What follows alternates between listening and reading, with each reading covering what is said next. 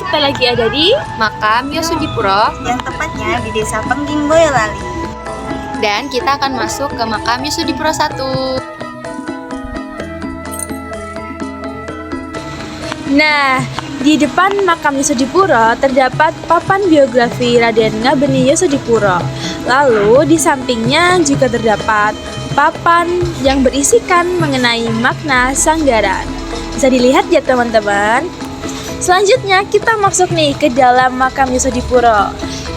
Dan for your information, di makam ini gak cuma ada makam Yosudipuro aja teman-teman, melainkan juga ada makam dari para saudara-saudara Yosudipuro.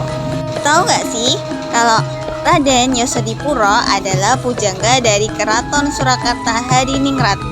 Raden Yosudipuro masih memiliki garis keturunan dari Kerajaan Pajang.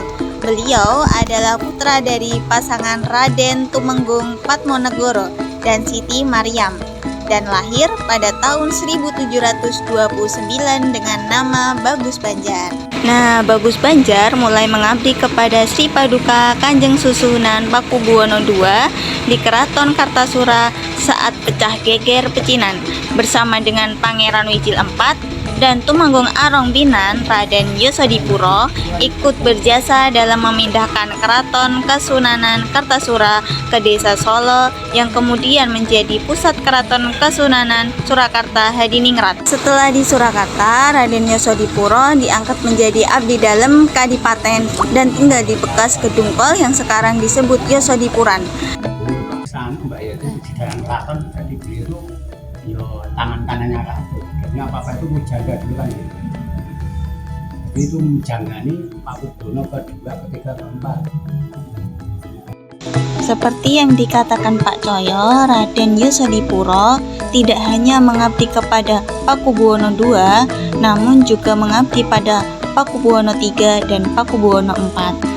Adapun beberapa karya yang diciptakan oleh Raden Yosudipuro diantaranya adalah Serat Rama atau sanduran dari kekawinan Ramayana, Serat Baratayuda atau sanduran dari kekawinan Baratayuda, Serat Minataraga atau sanduran dari kekawinan Arjuna Wiwaha, dan Serat Arjuna Sasrabahu atau sanduran dari kekawinan Arjuna Wijaya yang digubah dalam bentuk syair Macapat dengan bahasa Jawa baru.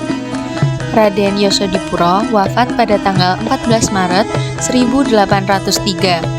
Ia dimakamkan di tempat kelahirannya, Pengging, Boyolali.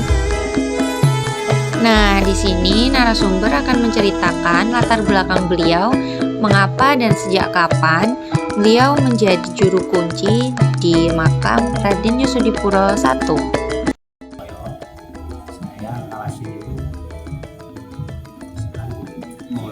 Masih kecil, dulu kan bapak saya ikut bapak, ya, kurang lebihnya 50 tahunan lah.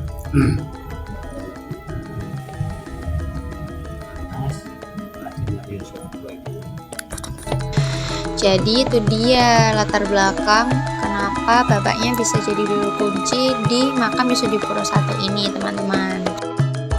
Ternyata Pak Coyo sudah ikut merawat makam Yosudipuro sejak kecil dan saat ini melanjutkan jejak ayahnya menjadi juru kunci.